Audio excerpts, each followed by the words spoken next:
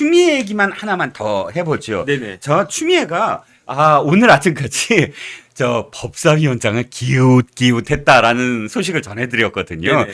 아니 세상에 쪽팔리지도 않나. 아니 당대표 했지. 그 다음에 이번에 국회의장 후보에 떨어지긴 했지만 국회의장에 나서겠다고 육선을 하지. 이 사람이 법사위원장을 또 자기가 아무리 국회의장을 떨어졌다고 하더라도 기웃기웃해갖고 정청래가 아니 내가 말이야 지금 추미애 의장 후보 떨어졌을 때 사과까지 했는데 내가 노리는 법사위원장에 와? 뭐 이런 분위기였거든요. 네네. 근데 이 분위기가 뭐 지금 바뀌었습니다. 추미애 추미애 당선인 확실하게 SNS에 이렇게 얘기했어요. 네. 국방위에서 활동하겠다. 이렇게 선언을 했습니다. 그러니까 그 논쟁이 이제 사라지고 오늘 만세 부른 건 정청래가 만세를 불렀을 것 같은데 저는 이걸 딱 보면서 무슨 생각이 들었냐면 네네. 국회의장이 가든 아니면 국방위에 가든 이 추미애의 목적이 하나가 있었구나라는 생각이 드는 거야. 그게 그러니까 뭘까요? 법사위에 가든 법사위에 가든 국방위에 가든 네네. 자기 아들. 아들. 뭐 이것도 아직은 남아 있잖아요.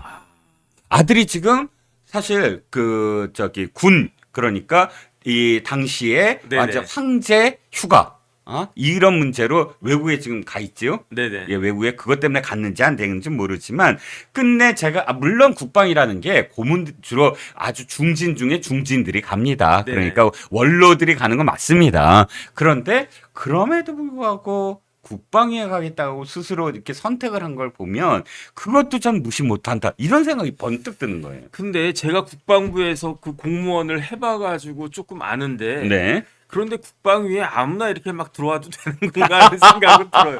아니, 우리나라 국방이 얼마나 중요하고 그다음에 지금 김정은이가 우리나라 보고 뭐 공격을 하나마나 지금 그러고 있는데 그렇죠. 그래도 어느 정도 국방에 대해서 애정도 있고 좀 그 관심도 있고 경험도 있고 지식도 있고 이런 분들이 있어야지 그냥 아무나 막 이렇게 들어와가지고 그다음 국방위가 그렇게 추미애 그 당선자가 들어갈 만한 아무리 전 아들은 생각도 못했고요. 네. 전 사실 이 기사만 딱 보고 네. 야, 좀 뜬금없다. 왜 아. 국방위? 저는 그 생각을 했는데 네네. 아예 그냥 나 신경질하니까 국방위 갈래 이런 거는 아니었겠지만 이건 조금 제가 봤을 때 이상하다 그 생각은 좀 듭니다. 그렇죠. 말씀하셨듯이 국방이라는 건 우리나라의 정말 안보와 국민들의 생명이 직결되는 문제잖아요. 네네. 그러니까 이것이 그러니까 외교 통상위와 그다음 국방위는 다른 그런 그 상위보다는 굉장히 비밀 유지도 해야 되고 또 정부의 이 어떤 입장을 어느 정도는 수용해야지만 가능을 합니다. 이게 외부에 무슨 알려져 갖고 정말 국방위 어떻고 그다음에 군수 뭐 물자가 어떻고 이런 비밀 그러니까 국가 기밀들을 어느 정도 취급해야 되는 부서이거든요. 그런데 이재명 대표가 국방위잖아요. 네. 지금 그 22대 때 바뀔지 모르지만 그렇죠. 그러니까 당대표 따라하게 하는 건가? 어쨌든 그런 생각도 좀 드는데. 아니 이재명처럼 우리 주식 투자하려고 그런 건가요? 주식 투자하면 안 되죠. 당선인들은. 그런데 그런데 저는 이런 생각이 들어요. 네. 어떤 생각이 드냐면 네. 이제 앞으로 2년 동안 이재명 대표가 낙마하지 않고 대선 후보로 남는다. 네. 그러면 아마 추미애 당선자는 후반기 국회의장을 하려고 하겠죠. 다시 노리겠죠. 당연히. 그때는 이제 뭐 국회의장이 되겠죠. 왜냐하면 그 최다선이니까 그러면 추미애 조정식 두 사람 중에 한 명이 육선이니까 두 사람만 육선이니까 그러니까 아마 아마 그래도 추미애 당선자의 최종 목표는 대권일 텐데 이재명 대표가 낙마하기를 바라는 마음이 굉장히 많을 텐데 지금 같아선 그게 쉽지 않아 보이니까 한번 지켜보자. 그러다가 만약에 낙마하면 자기가 휙 나갈 생각을 할 거고 끝까지 그렇다라고 하면 뭐 꽝 대신 닭이다 해가지고 하반기 국회의장이라도 하자 이렇게 나갈 생각으로 그런데 그런 그 국회의장이라도 하려면 그 다음에 뭐 대권도 마찬가지지만 네. 추미애 그 당선자한테 가장 부족한 게 아무래도 뭐 안보나 이런 쪽일 테니까 네네. 거기에다가 별명이 장군이라면서요. 그러니까 그런 거 저런 거에서 국방이 가겠다라고 한 건가? 뭐 어쨌든 저는 그런 생각이 좀 듭니다. 옛날에 이런 얘기가 있었어요. 당시에 당대표 할 때 막 그 탱크에 막 그 올라타 갖고 그 군복 입고 당대표가 막 경례 타고 하는데 전 병사들이 일부러 어머니 하고 막 고함 질러주고 아. 그때 되게 기뻐했다고 들었거든요. 아. 그 당대표 비서실에 얘기 들어봤더니 아니 법무부 장관 할 때도 예. 그 뭐 소년원 이런 데 찾아가가지고 세배하고 햄버거 쿠폰 나눠주고 그랬었잖아요. 어머니 그러면서 그런 거 진짜 즐기는 사람이라. 역시 보스의 어머니가 제일 자격이 아이고 그렇죠. 있잖아요. 보수의 어머니가 될 자격이 있습니다. 네네. 자, 세 번째 얘기로 가보죠. 네네. 지금 한일중 정상회담이 이제 끝났습니다. 저는 굉장히 의미가 있다고 보는데, 네네. 뭐 그 중에서도 어찌됐든 뭐 다른 이야기는 많이 딴 데서 들으셨을 겁니다. 라인과 관련된 이야기가 한일 정상회담에서 나왔어요. 네네. 보니까 그래서 윤석열 대통령이 먼저 운을 뗐다고 하는군요.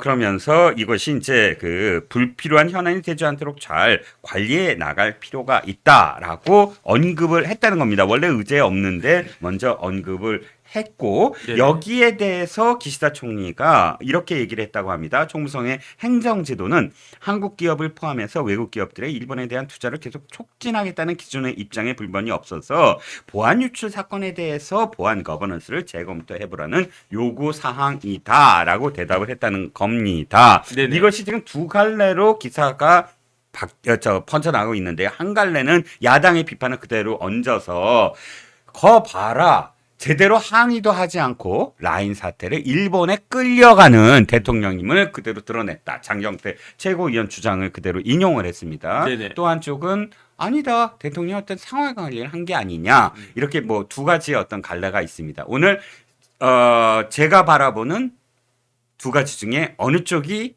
사실은 사실에 가까울까를 네네. 말씀드리기 위해서 갖고 왔어요. 객관적으로 말씀해 주세요. 객관적으로 말씀을 네네. 드리면 이건 정확하게 말씀을 드리면 네이버의 잘못이 귀책 사유가 너무나 큽니다. 그렇죠. 예. 아시다시피 네이버는 어디서부터 말씀을 드리고 싶냐면 이게 촉발된 것이 2021년과 2023년 2021년에는 자그마치 5억 명의 개인 자료가 유출이 됐어요. 네네. 이게 그대로 네이버의 귀책 사유입니다. 네네. 자, 일본이 이미 그 경영권은 어느 정도는 행사를 하고 있고, 그 다음에 네이버는 기술적인 측면을 담당하고, 그래서 이 야후와 그 다음에 이 네이버가 서로 지금 합쳐서 이것을 운영하고 있는데요. 바로 기술적인 부분, 즉 유출을 책임져야 될 거는 네이버거든요. 근데 서버는 일본에 있는데 이 서버와 관련돼서 실제로 라인을 운영하는 건 네이버 클라우드가 네네. 중간에 네이버 클라우드를 통하거든요. 네네. 그러니까 네이버 클라우드를 해킹해 갖고 51억 명의 그러니까 51억 명이 아니고 지금 5억 명 이상의 이 자료들이 유출된 거예요. 네네. 2023년에는 어떻게 돼요? 51만 건의 건수예요. 이번엔 51만 건의 정보가 유출이 됐다. 연이어서 그렇게 됨으로써 실제로 지금 총무성의 그러니까 그 행정 지도를 보면 구체적으로 내용이 나와요. 어떤 내용이 나오냐면 이제부터 3개월마다 보고해라. 7월 1일까지 지금 정확하게 이 유출과 관련된 보안책을 밝혀라. 근데 그 보고도 네.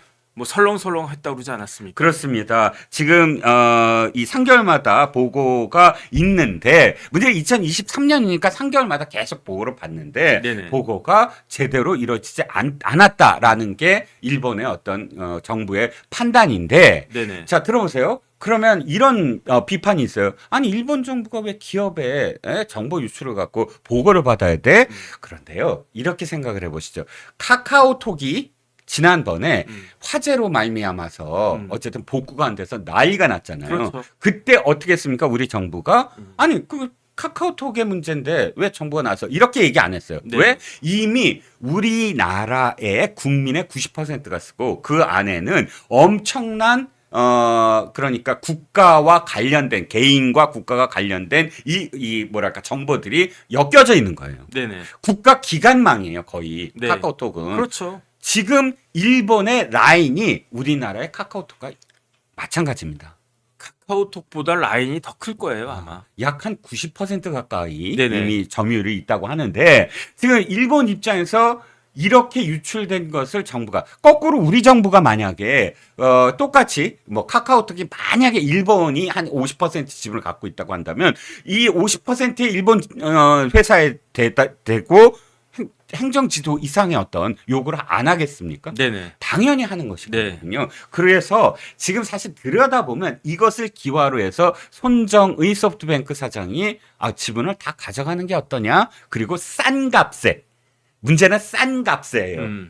그러니까 조금 더 이게 이 딜을 해서 이걸 기화로 해서 흥정을 해보겠다라는 속내가 있었다는 것이고 네이버 입장에서는 이걸 좀 저울질을 했다라는 거예요. 제가 이제 그쪽을 좀 취재를 해봤더니 산업 쪽을 취재해봤더니 아예 AI 사업에 한번 뛰어들어 볼까? 그러면 이게 보통 지금 약 한 2조 원 이상의 저기가 있다고 합니다. 매출 그러니까 이 규모가. 네네. 그런데 2조만이 아니라 훨씬 더 많이 받아내기 위해서 지금 딜을 하고 있는 와중에 이게 마치 비화가 된 거예요. 네네. 죽창가 반이나 뭐 신일 이렇게 비화가 되니까 네이버는 뜨거 하고 지금 좀 주춤하고 안 판다. 하고 이제 다시 거리를 두기 시작했다는 건데 네네. 네이버가 팔든 안 팔든 일본에서 계속 집요하게 정보 유출과 관련된 이 어떤 행정지도 이건 계속될 겁니다. 왜냐하면 일본 정부 입장에서는 이게 어마어마한 문제거든요. 그렇죠. 예. 네네. 그러니까 이게 또 한 가지 문제가 이제 데이터 주권 시대이거든요. 데이터가 이제 AI 시대로 넘어가면서 한 나라의 데이터가 굉장히 중요한 그런 전략 자산이 돼 버렸어요. 네네. 예전 같으면 이제 뭐 석유가 전략 자산이듯이 데이터가 외국에 유출되는 것이 어마어마한 어떤 그런 이 상황으로 판단을 하고 있거든요. 네네. 이를테면 미국이 틱톡과 관련돼서 굉장히 많은 그런 규제를 하잖아요. 네. 이유가 뭡니까? 틱톡을 사용하면 미국의 어떤 그런 이 정보들이 다 중국으로 넘어간다. 이것이 이제 그 틱톡을 견제하는 이유 중에 하나인데 우리나라에도 지금 많은 분들이 알테쉬를 많이 쓰시는데 네. 알테쉬 특히 태무를 쓰지 않는 분들 직구를 하시는 분들 이유를 들어보면 내가 태무를 쓰기 시작하면 내 정보가 중국에 넘어간다. 이렇게 이렇게 써요. 안 쓰시는군요. 네네. 아마존만 사용하세요? 아마존도 안 써요. 직구를 사용하지 않으세요? 저는 직접 구매해요. 그래서 저 직구구나. 네네. 해외 예, 그렇군요. 그래서 어쨌든 정리를 해드리면 오늘 문재인 대통령 어저께죠. 문재인 대통령과 지금 그 기시다 총리의 대화가 어떤 대화냐면 자 윤석열 대통령이 이렇게 얘기한 거예요. 행정지도는 이해하겠는데 뉘앙스가 이거예요. 행정지도는 이해하겠는데 그것을 아까 그 국가가 아까 일본 정부가 기업의 어떤 매수 이런 그런 지분과 관련해서 개입하지 않는 상황이었으면 좋겠다라는 게 이 뉘앙스고 이 총리의 어떤 대답도 이건 정보 유출에 관련된 어떤 국한된 문제다라는 식으로 사실 행정지도가 지분과 관련된 압력은 아니다라는 대답을 서로 그러니까 질문을 하고 대답을 했다. 이렇게 이해하시는 게 정확한 것이다. 어쨌든 저는 어떻게 이해하고 있냐면요. 네네. 뭐 이 라인 사태 가지고 한동안 좀 떠들썩했지만 네. 이 라인 사태는 국가 대 국가의 뭐 외교 문제가 아니고 그렇습니다. 네이버라고 하는 기업의 경영 판단의 문제다. 네. 네이버가 야후하고 같이 이렇게 합작한 것도 네이버와 야후의 경영 판단이었고 네. 그다음 이제 네이버가 이 정도면 팔고 다른 일 갖다가 해야 되겠다라고 하고 네이버가 만약에 그 라인의 지분을 네. 뭐 소프트뱅크든 야후든 어디든지에다가 매각을 해버리면 네. 그걸 못하게 할 수는 없는 거 아니겠습니까? 그렇죠. 그러니까 네이버 그 자체의 그 경영 판단의 문제니까. 네네. 그다음 조금 전에 실장님 말씀하신 것처럼 네이버가 특히 정보 보안과 관련해 가지고는 일을 너무 설렁설렁한 것도 사실이다. 네. 그다음에 제가 알고 있기로는요. 일본 사람들은 라인을 일본 기업으로 알고 있어요. 네이버를 이번에 알았다는 분들 일본 사람들이 많더라고요. 그다음에 네이버도요. 예. 라인이 한국 회사 네이버의 소유다라고 그렇게 공개하지 않고요. 네. 라인은 일본 회사다라는 식으로 그 마케팅을 갖다가 했던 것으로 전 알고 있고. 맞습니다. 그런데 라인이 얼만큼 중요하냐면 네. 제가 알고 있기로는 라인은 단순 카카오톡은 한국에서만 쓰잖아요. 네. 뭐 중국 그렇죠. 사람들이 카톡 씁니까? 네네. 일본 가가지고 뭐 카톡 씁니까? 아니요. 그래서 저는 사실은 옛날에 일본 갔을 때 일본 사람들이 라인 쓰는 거 보고 조금 놀랐었어요. 예. 일본 사람들이 왜 네이버를 쓰지? 예, 근데 그때 갑자기 국뽕에 취했던 사람들도 많아요. 그 다음에 우리는 네이버 라인 뭐 쓰지도 않는데 네네. 왜 차라리 쓰려면 카톡을 갖다 쓰지? 이렇게 생각을 했는데 네네. 어쨌든 라인은 일본에서 우리나라의 카톡 같은 위치 이상으로 자리 잡았고 네. 그 다음에 일본의 영향으로 인해 가지고 라인이 어디서 많이 쓰냐면요. 동남아시아에서 네. 많이 써요. 그러니까 그렇죠. 카톡보다도 훨씬 더 많은 그런 것들이 성장성 라인이 있는 것이 아닌가 저는 그런 생각이 들고 어쨌든지 간에 이 라인 사태는 뭐 그 우리나라한테 가장 유리한 쪽으로 결론이 나기를 뭐 기대는 하고 있는데 어쨌든 뭐 대통령도 관심을 보이셨다라고 했으니까 잘 결론이 나올 걸로 그렇게 생각이 됩니다. 그렇습니다. 조국이나 혹은 장경태 이런 사람들이 또다시 죽창을 들면서 라인을 일본에 팔아먹을 거냐 이렇게 얘기했는데 딱 한 말씀만 더 드리겠습니다. 일본의 라인을 반이라도 팔아먹은 사람은 문재인이다. 네네. 주간문춘이라고 시사주간지 되게 유명한데 2019년 11월 14일자 기사의 내용을 제가 말씀드릴게요. 소프트뱅크의 실적 악화를 타개하기 위해 손정의 회장이 라인 인수를 노리고 있었는데 결정적으로 이를 도운 것은 지난 7월 문재인 대통령과의 회담이다. 네네. 이렇게 됩니다. 간단히 말씀드리면 라인의 반을 팔아먹은 것을 도와준 사람은 바로 문재인이다. 그때 손정희가 와갖고 그날 저녁에 바로 이해진 네이버 창업자를 소개시켜줘요. 네네. 그래서 그때 이미 반을 팔아먹었는데 사실 이것도 제가 팔아먹었다라고 표현을 하지만 기업 대 기업의 문제예요. 네네. 그러니까 제가 이 표현을 왜 쓰냐면 팔아먹게 만드는 게 윤석열 대통령이라고 죽창을 드는 사람들은 그 표현이 잘못됐다. 그걸 그렇게 표현하려면 문재인이 이렇게 손정희와 이해진을 만나게 해준 것은 무엇이냐라는 것을 대답을 한 다음에 이야기를 해라.